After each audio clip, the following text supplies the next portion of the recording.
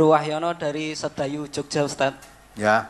Pertama, saya tahu MTA itu dulu karena di dusun kami, kadus saya itu pernah di demo, Ustadz. Dan saya sendiri juga pernah dieret-eret sampai di sidang di Pedukuhan dan sampai di kelurahan juga. Ya kenapa? Ya karena kadusnya itu dulu melarang ataupun mengucapkan bahwasanya hal-hal yang sering dilakukan oleh masyarakat itu tidak ada tuntunannya karena sering dengarkan radio MTA ini. Ya. Yang saya tanyakan, mohon dijelaskan Ustadz, pada Quran surat Al-Baqarah ayat 214, di situ saya bacakan artinya, ataukah kamu mengira bahwa kamu akan masuk surga, padahal belum datang kepadamu cobaan seperti yang dialami orang-orang terdahulu sebelum kamu. Mereka ditimpa kemeleratan, penderitaan, dan diguncang dengan berbagai cobaan. Sehingga Rasul dan orang-orang yang beriman bersamanya berkata, kapankah datang pertolongan Allah? Ingatlah sesungguhnya pertolongan Allah itu dekat. Pertanyaannya, berarti di sini kalau kita belum mengalami cobaan yang seperti ayat ini, apakah kita tidak bisa masuk surga, Ustaz? Sekian, terima kasih. Ya, jadi bukan apa tidak bisa masuk surga, itu pertanyaan Allah. Apakah kamu mengira kamu akan masuk surga? Semua orang kan ngerti sholat, poso, apalagi wong sholat ping 5. Ya, esok mau dosa, berbuat zina, nyolong. Engko sholat duhur dosane ilang kabeh. Ya, pas sholat duhur maksiat lagi, engko sholat asar dosane ilang kabeh. Kan gitu? Ada berpendapat begitu kan? Maka apa dengan begitu kamu mengira masuk surga? Am hasibtum antadkhulul jannata walamma ya'tikum masalul ladina khalau min qablikum masathumul ba'sa wad-dharra wa zulzilu hatta yaqula ar-rasulu wal ladina amanu mata nasrullah ala inna nasrullahi qarib. Allah kan mengatakan, apa kamu mengira kamu akan masuk surga sebelum datang ujian, cobaan, ya, musibah, bencana seperti yang dialami oleh orang-orang iman sebelum kamu. Mereka diguncangkan, rasa takut, rasa khawatir, dan dengan penuh penderitaan, tapi dia tetap sabar. Ya, dalam surat Al-Imran 142 tadi, coba dibaca. Sudah saya ingatkan, apa kira kamu masuk surga sebelum Allah melihat kesungguhan kamu di dalam melaksanakan agama Allah ini, dan sebelum Allah melihat kesabaran kamu di dalam menahan derita karena melaksanakan tuntunan Allah ini, ya, belum melihat kesungguhan dan kesabaran, apa kira kamu masuk surga?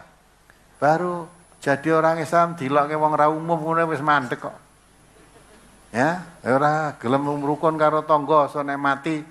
Nah, sapa sing ngubur? Ya itu dah.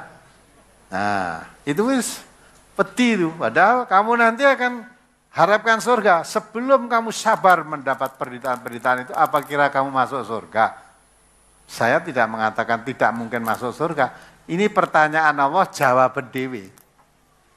Kalau kamu tidak sungguh-sungguh mengamalkan perintah Allah, tidak sabar menahan cobaan ujian dari pengamalan agama tadi, terus kamu ngarep-arep surga itu apa bisa masuk? Itu yang tanya itu Allah, bukan saya. Ya, dibaca. Al-Imran 142. Am hasibtum an tadkhulul jannata walamma ya'lamillahu alladhina jahadu minkum wa ya'lamas sabirin. Apakah kamu mengira bahwa kamu akan masuk surga, padahal belum nyata bagi Allah orang-orang yang berjihad di antaramu, dan belum nyata orang-orang yang sabar. Dibaca itu, notnya ada itu. Jihad dapat berarti 1, berperang untuk menegakkan Islam dan melindungi orang Islam. 2, memerangi hawa nafsu. 3, mendermakan harta benda untuk kebaikan Islam dan umat Islam. 4. Memberantas yang batil dan menegakkan yang hak. Nah, itu termasuk jihad. Kamu belum memberantas yang batil, memberantas batil pada dirinya. Dulu saya melakukan begini, setelah saya ngaji tahu ini kebatilan, saya tinggalkan. Saya tegakkan yang hak. Belum ngajak orang lain, belum orang lain suruh berhenti dari kebatilan, itu aja kamu sudah diaret-eret tadi katanya. Mung diaret-eret yang kelurahan kok terus. Wedi ya. Diaret-eret alhamdulillah makin terkenal. Tadi ada laporan dari AKBP polisi, Ketua Perwakilan Bantul itu ya toh, Pak Edi yang datang di sini nih. Kemarin kan di sana ada warga ngaji karena dia meninggal tidak boleh dikubur di tempat pekuburan umum. Ya, di situ. Nah, dan jadi negeri kita itu yang sering gembor-gemborkan NKRI sebetulnya dia itu pemecah belah NKRI. Masa negara kesatuan Republik Indonesia hanya ngaji di MTA, mati rento dikubur ning kono coba. Yang orang tidak Islam saja malah boleh. Akhirnya dibawa pulang ke Wates. Karena asalnya yang meninggal tadi asalnya dari Wates sana. Ya. Nah, kalau model begini, maka negara kita itu katanya hukum menjadi panglima. Tapi sebenarnya hukum itu menjadi injak-injakan, diinjak-injak, tidak ada nilainya. Maka rusaknya, kata Nabi, rusaknya umat dahulu karena tidak tegaknya hukum. Umat dahulu tidak tegaknya hukum, rusak, sekarang pun ya begitu. Kalau hukum tidak tegak, ya rusak. Sebenarnya alasan apapun ya, melarang pengajian, tidak boleh alasan apapun. Di negeri Pancasila, di negeri yang berbineka tunggal ika, satu sama lain diatur undang-undang saling menghormati. Saling menghormati. Maka kemarin saya anjurkan, besok kalau ada orang Islam, karena ngaji tidak boleh, dikubur, ya, dikubur di kebunnya sendiri. Ya tidak apa-apa. Kalau kebunnya di kampung-kampung kan masih banyak, kubur kebunnya sendiri. Nah, ben kok wong-wong akhirnya kan do wedi. Wah, dikubur ning kono. Wah, kok bengi-bengi seperti Ibu Nur Darwani Wonosobo kemarin itu katanya suami meninggal karena tidak diselamati, tidak diapa, sering didatangi tetangga-tetangga. Wah, diselamatilah singkatnya gitu. Bojomu mulih nemoni aku kuru banget. Nah, orang tidak minta makan, minta. Nah, itu. Ada mengguncang. Kan jadi takut, kubur di situ. Nanti yang lain tidak boleh, ada yang anak-anak meninggal lagi, kubur lagi di situ. Sudah. Tidak apa-apa. Mau Nabi ya dikubur di kamarnya kok. Kok gak sing mati malah kowe. Dikubur ning kene ngono bapake mulih piye lho. Ya alhamdulillah ta nek kubur ning kene iso mulih timbang kowe kangen reso niliki malah ditiliki ya syukur alhamdulillah. Itu ndak ada itu. Tapi ini sekarang mau diurus buat hak asasi manusia. Apa ada aturan begitu? Kalau begitu dibiarkan, negara ini akan rusak, hancur nanti. Negara kita akan hancur hanya karena serang itu. Entah ini apa polisi, apa ya, lurah, apa bayan, apa bupati, apa yang merusak undang-undang negeri kita. Ini hakikatnya itu bukan mempertahankan NKRI, tapi itu yang membuat rusaknya negara NKRI. Masa orang mati kok rakyat dikubur neng kuburan umum. Kalau perlu warga MTA beli tanah. Beli tanah gue ora sah ngomongkan karo lurah karena untuk apa ya beli pokoknya beli pekarangan. Aja dikandake nggo kuburan kok ora diizini ya. Beli tanah. Nah, nanti kalau warga MTA dikubur di kuburan umum tidak boleh, nah, kubur di tanah itu tadi. Nah, kubur. Nek neng kono ora entuk lurahe sing larang. Meneng-meneng duduk neng nggon kebone lurahe, kubur neng kebone lurahe. Udah lama dikubur di mana wong di situ enggak boleh. Nah, ini kalau kita diam-diam terus diinjak-injak. Orang yang mau merusak negara kita itu seperti itu. Tapi kita harus laporkan ke hukum. Tekan bupati, tekan polisi, polsek, tidak selesai, polres tidak selesai, polda tidak selesai, kalau kapolri. Apa itu hak asasi manusia. Kemarin kita di demo juga, modal nih bar pemilihan wong baru, pengajian kita di Demak kan di demo juga lagi, di demo. Nah, untuk ngaji, bos. Udah, wah nih gue ngaji malah raya, untuk gue judi malah, itu malah mungkin melu. Ya. Negeri gini kok mau baik, ini harus dirubah. Tidak bisa baik. Kalau selama yang begini itu dibiarkan, negeri makin lama makin hancur. Ya. Jadi aja omong, jadi slogan-slogan omong kosong saja. Hukum jadi panglima, tapi kenyataannya kamu yang penegak hukum yang menginjak-injak hukum sendiri. Harus berani, rakyat harus berani. Berani menyampaikan kepada atasannya. Nah MTA itu andai kata tidak sabar, dah bubar dulu-dulu. Tapi kita MTA itu sadar hukum, ya, diserang tidak pernah membalas. Bukan karena takut, ya, bukan karena takut. Ya, udah. Karena kita kata negara hukum laporkan ke penegak hukum. Anda kira-kira mentok penegak hukum pun tidak bisa mengatasi. Akhirnya rakyat ini membuat hukum sendiri-sendiri. Nah kalau namanya sudah begitu terpaksa. Jadi selama masih kita bisa tempuh jalur hukum, ya kita tempuh jalur hukum. Nah kemudian aparat penegak hukum, saya ini gawe hukum dewe-dewe lah, itu namanya kan lain kan. Di mana-mana, di Blora, di mana itu, Magetan, di Kudus, di Demak, di demo nggak apa-apa gitu. Hanya karena ngaji. Mulai itu nek Quran dikaji kok malah rainto itu Bapak ya. Nah, kan aneh lah. Katanya orang Islam, Quran dikaji tidak boleh. Kalau memang kamu anggap pengajian yang diselenggarakan MTA ini keliru atau salah, lurus no. Kalau kamu bahasa luruskan, biar orang tidak ngaji di MTA, kamu ngedekno pengajian, gendor rakyat ngaji di situ.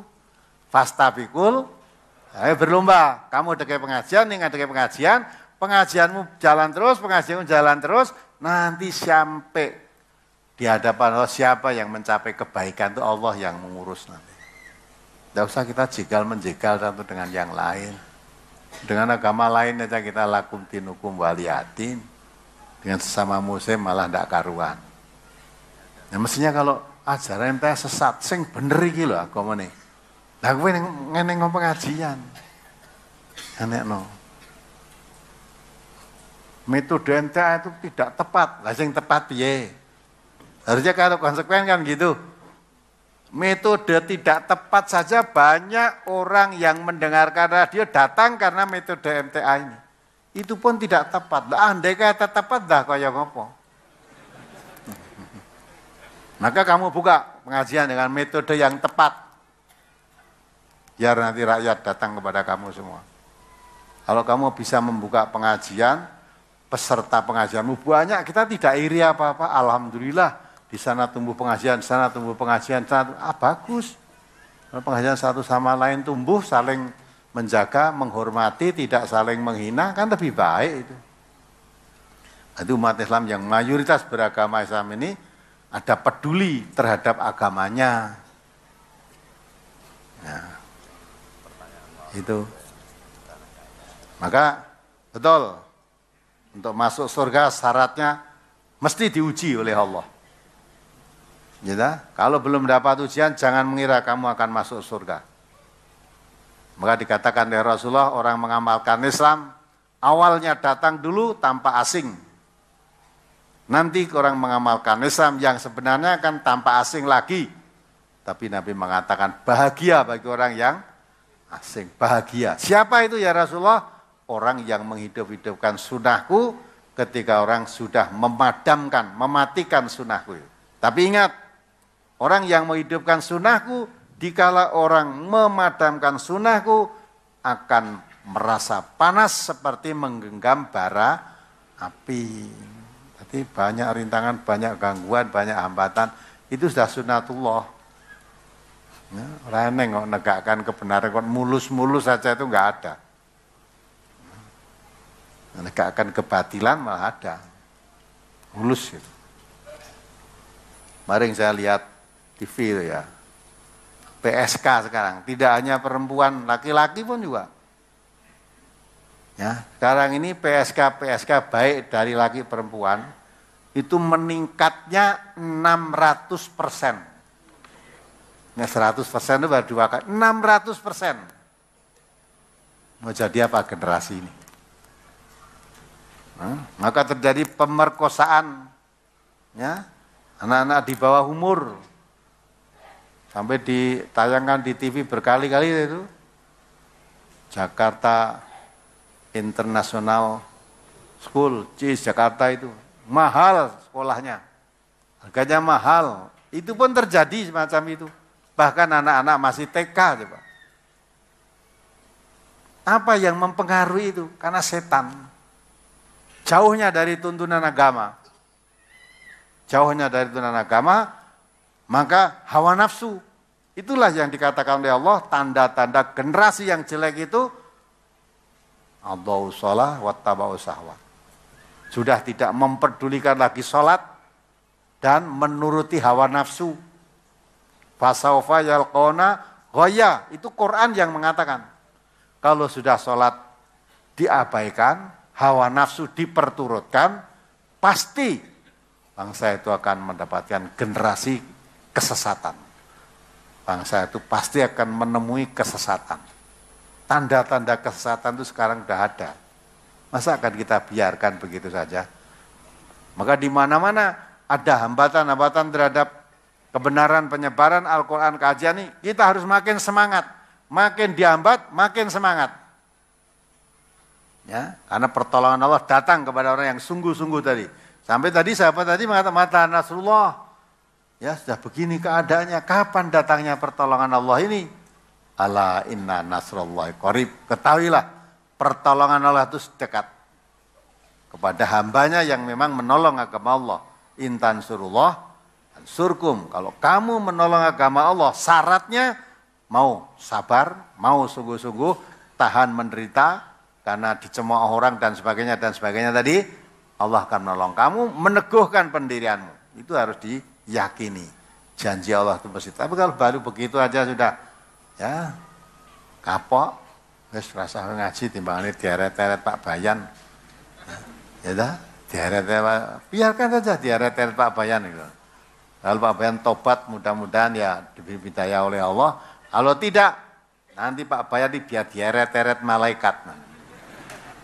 Kalau tenggorokannya sudah nampasnya sampai tenggorokan, ngerok-ngerok, Bayan, lurah, camat, bupati, gubernur, siapa yang tadi ya menghalangi Quran disebarkan, kalau nyawanya tenggorokan ceruk ke Satpol PP sak kabupaten ora iso nolong. Maka dibaca ayatnya, idza balagatit taraqi wa qila man raq wa dhanna annahul firaq. Kalau sudah keadaan semacam itu, apa yang diharapkan? Surat Al-Qiyamah ayat 28. Mulai dari 26. Kalla idza balagatit taraqiya wa qila man raq wa dhanna annahul firaq. Terus Wal taffatis saqu bis-saq ila rabbika yauma idzinil masaq. Sekali-kali janganlah apabila napas seseorang telah mendesak sampai ke kerongkongan dan dikatakan kepadanya, siapakah yang dapat menyembuhkan? Dan dia yakin bahwa sesungguhnya itulah waktu perpisahan dengan dunia. Dan bertaut betis kiri dengan betis kanan. Kepada Tuhanmu lah pada hari itu kamu dihalau. ya, sudah begitu, apa yang diharapkan? Idza balagatit taraqi wa qila man raq. Jadi kalau apa itu nyawa atau napas sudah di tenggorokan ini, sudah di tenggorokan. mendesak sampai di kerongkongan. Orang yang menjenguk, orang yang mendelok megap-megap itu dah. Siapa yang bisa menolong ini? Wakilaman rok. Siapa bisa menyembuhkan ini? Ya, anaknya sing ado teko nangis, bojone teko nilai menggap-menggap nangis. Wes mong piye-piye tok itu. Ya. Saking gregetan celokno ustaz kae. Bacana Yasin bentang rampung. Ya. Wadwana anahul firaq, mereka yakin bahwa hari ini hari perpisahan. Udah anak putune tanggane nglumpuk kabeh tapi ya piye-piye tok sapa sing nyembuhkan ini? Siapa bisa melonggarkan napas saya lagi itu siapa? Semua datang mung piye siapa? Tolong ya dokter spesialis akhirnya dokter nilai ya ngomong karo keluarganya, ya sing sabar mawon nggih. Udah. Ya gitu sabar. Waqilah man raq. Ya. Wadana anal firaq. Dia yakin hari ini saatnya hari perpisahan dengan dunia. Jadi hari perpisahan dengan dunia. Kalau udah begitu, anak buahmu berapa ribu manusia, kekayaanmu, siapa saja tidak bisa menolong kamu. Wal tafatis saqu bisak, apalagi tanda-tanda makin jelas. Tertaut dua betis kanan dan kiri. Nek wong Jawa ngandel wis njetuti itu. Wis kejeng-kejeng. Betis kanan betis kiri wis kejang-kejang itu. Kupingnya jare wis mingkup. Nah, nek ngono ki wis yakin hari ini hari perpisahan dengan dunia. Dipisahkan kemana? Ila yauma idzin yaumul masak gitu ya. Ila rabbika. Ila rabbika yauma idzin masak. Dihalo ila rabbika kepada Tuhanmu. Jadi hari ini perpisahan dengan dunia untuk kamu kembali kepada Tuhan. Siapapun nggak bisa gundeli. Apalagi tetangga, anak, istri, suami, ya, ahli waris semua ngumpul, nggak ada yang bisa mencegah. Maka takut apa kita untuk mengamalkan tuntunan Allah ini? Orang yang kita takuti kalau menghalangi pengajian dan kalau dia nanti sudah ya kita akan mati, kita tidak bisa nolong apa-apa. Sebaliknya orang yang begitu datang kematian itu tidak ada yang bisa menolong juga. Semuanya akan kembali dihalau kepada Allah. Setelah sampai kepada Allah, innama tuwaffawna, ya diberi pahala oleh balasan ya yang sempurna. Wa inat wafana ujurakum, balasannya yaumal qiyamati, pada hari kiamat nanti yang sempurna.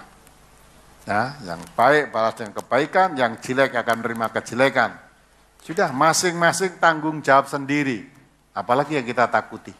Maka jangan takut kepada selain Allah. Manusia boleh suka, boleh tidak suka. Iya boleh kamu menghalangi pengajian. Umurmu berapa lama? Ya, kamu sedang menghalang-halangi pengajian, orang suwe mati itu. Belum sempat taubat. Siapa yang bisa menolong kamu? Pengajian itu diperintahkan oleh Allah. Ya, dianjurkan oleh Nabi, dakwahkan ini. Dan Allah memerintahkan, Quran diturunkan, dipelajari tiap-tiap ayatnya. Allah memerintahkan supaya diikuti Quran, jangan ikuti yang lain. Kamu malah menjadi penghalang, pencegah, malah membubarkan, ya, mengusir. Ya.